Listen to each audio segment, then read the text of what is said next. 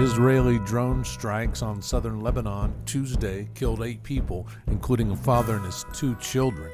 This comes one day after U.S. President Donald Trump said Israel and Hezbollah agreed to dial back fighting. Israel had threatened on Monday to strike Beirut's southern suburbs, causing panic in the Lebanese capital as thousands fled to safer areas, and Hezbollah fired rockets at northern Israel. Israeli forces had recently made their deepest incursion into Lebanon in 26 years, but Beirut has been mostly spared over the past 6 weeks. Donald Trump late Monday announced after a call with Israeli Prime Minister Benjamin Netanyahu and communicating with the Lebanese Hezbollah group through mediators that there will be no troops going to Beirut. But come Tuesday, Israeli drone strikes on southern Lebanon killed 8 people, including a father and his son and daughter. The European Union has agreed on a major overhaul of its migration policy, aiming to increase deportations and establish detention centers abroad.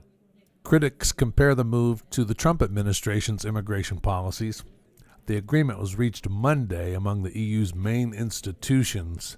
The new regulations will speed up the return process for those without legal rights to stay.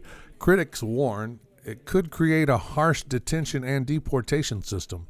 In sports, the Browns trade 2-time Defensive Player of the Year Myles Garrett to the Rams. The Browns will acquire pass rusher and linebacker Jared Verse, a 2027 first-round selection, a second-round pick in 2028, and a 2029 third-round selection. Elsewhere, the Philadelphia Eagles have traded wide receiver A.J. Brown to the New England Patriots. The Eagles will receive a first-round pick in 2028 and a fifth-round pick in 27 for the 3-time Pro Bowler, and 3-time Pro Bowl wideout Odell Beckham Jr. is returning to the Giants. Police investigate an Iowa man suspected of killing 6 of his relatives and then himself. At a news conference, Muscatine Police Chief Anthony Keyes says detectives are investigating the shooting. The preliminary investigation indicates the shooting stemmed from a domestic dispute. At this time, all victims are believed to be family members of the deceased. Secretary of State Marco Rubio is set to face a litany of questions about the Trump administration's fragile and stalling diplomatic efforts around the world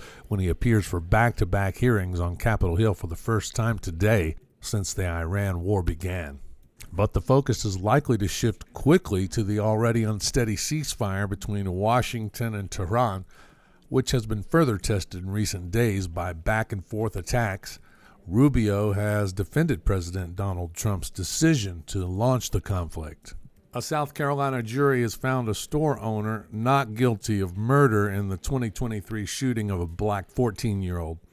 The jury returned the verdict Monday for Chike Rick Chow.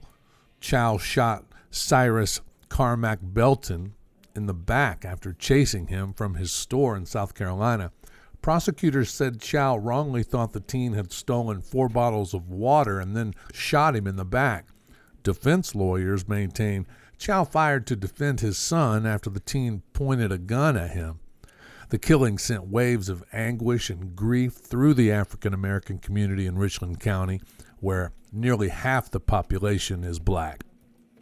Ebola cases in Congo near 300 as more joyful stories from recovered medical workers emerge. On Monday, Kenya's president defended the establishment of an Ebola quarantine facility by the US, a move that led to protests despite a court order blocking the ban. William Ruto said the US had a long-standing partnership with Kenya on health matters and that the quarantine facility at Laikipia Air Base was one of 24 such facilities that had been established in the event of an Ebola outbreak in the country. Some Kenyans had opposed the news of the new facility after the US said last week that no American Ebola patient would be allowed to return home and that patients would instead be quarantined in Kenya. The US intends to commit $13 million to the partnership with Kenya. Russian attacks on Ukraine kills at least 11 and traps others in damaged buildings. The head of Kyiv's military administration says at least 4 people were killed and over 60 injured in the city. An attack in the central Dnipropetrovsk region killed 6 people and a subsequent attack killed one of the rescuers responding to the scene. Elias Farias, a 47-year-old Kyiv civil engineer, describes the scale of the attack. It was terrible. One of the worst I have experienced.